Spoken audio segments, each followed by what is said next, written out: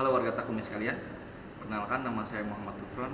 Saya mahasiswa Prodi Bahasa Jepang semester 6. Pada kesempatan kali ini, saya ingin menyampaikan hal mendasar dan yang sangat penting bagi seorang instruktur, yaitu kode etik instruktur. Sebelum kita masuk ke pembahasannya, saya ingin menyampaikan terlebih dahulu alasan kenapa saya memilih topik ini dan apa relevansi saya dalam pembahasan ini. Kebetulan saat ini saya sedang bekerja di bidang pengembangan kurikulum, di mana tugas saya adalah memastikan kurikulum yang diajarkan itu relevan dengan kebutuhan siswa dan industri saat ini. Dan dari situ saya melihat satu hal, masalah dalam pembelajaran seringkali bukan di materinya, tapi di cara guru mengajar dan bersikap. Menariknya, masalah ini sering dianggap sepele, padahal dampaknya begitu besar. Nah, sebelum kita membahas lebih jauh lagi, kita harus sepakat terlebih dahulu apa itu kode etik profesi, dan akhirnya kita bisa sampai ke kode etik instruktur. Sederhananya, kode etik itu adalah aturan bagaimana cara kita harus bersikap di suatu lingkungan. Misalnya, ketika orang sedang berbicara, kita tidak memotong pembicaraan tersebut, atau kita tidak merendahkan orang di depan umum. Mungkin itu tidak tertulis secara aturan, namun kita hampir semua tahu itu tidak boleh dilakukan.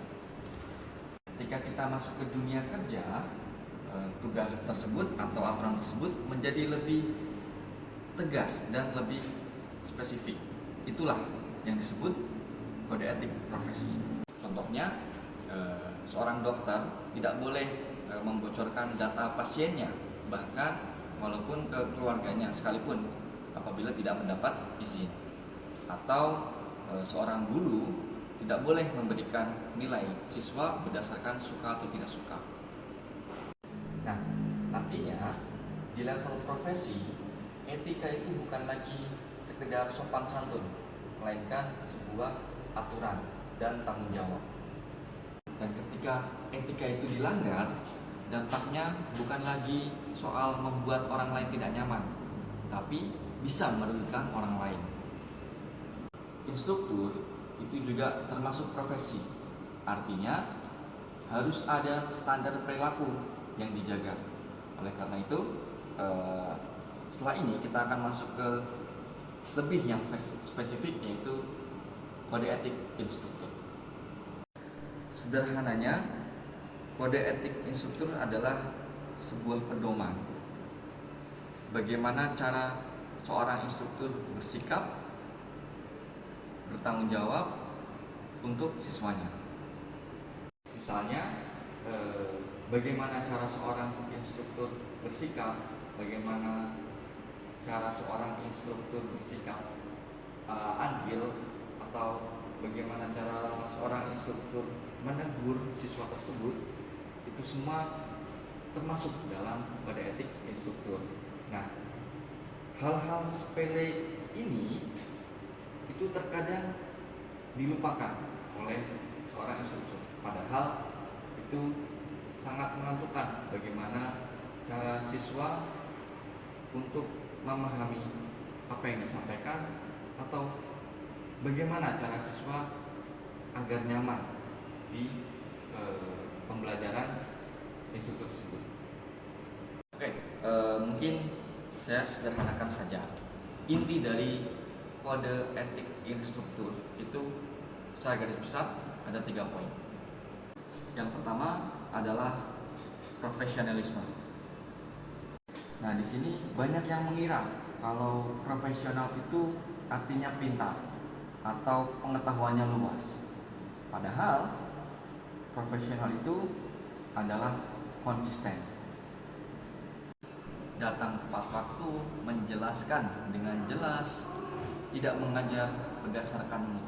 Karena siswa tidak butuh instruktur yang kadang bagus, kadang enggak. Siswa butuh instruktur yang bisa diandalkan. Lalu yang kedua adalah soal integritas. Ini soal keadilan dan kejujuran dalam bersikap. Instruktur harus memberikan keadilan ke siswa, tidak berdasarkan suka dan tidak suka, dan tidak menyalahgunakan posisi sebagai instruktur, karena siswa mungkin lupa apa materi yang instruktur sampaikan. Namun satu hal, siswa tidak akan lupa bagaimana instruktur memperlakukan mereka. Yang ketiga adalah tanggung jawab. Instruktur tidak hanya mengajar, tapi juga membimbing. Ketika siswa salah, kita tidak menegur atau menghakimi, tapi kita mengarahkan. Karena yang kita bentuk itu bukan hanya kemampuan siswa, tapi cara bagaimana siswa itu berpikir dan bersikap. Jadi sebenarnya kode etik instruktur bukan sesuatu yang rumit, hanya saja seringkali diabaikan. Dan ketika itu diabaikan, instruktur bukan hanya gagal dalam mengajar, tapi bisa jadi membentuk siswa dengan cara yang salah. Ya, itu sekian dari saya. Gosecho, arigatou gozaimashita.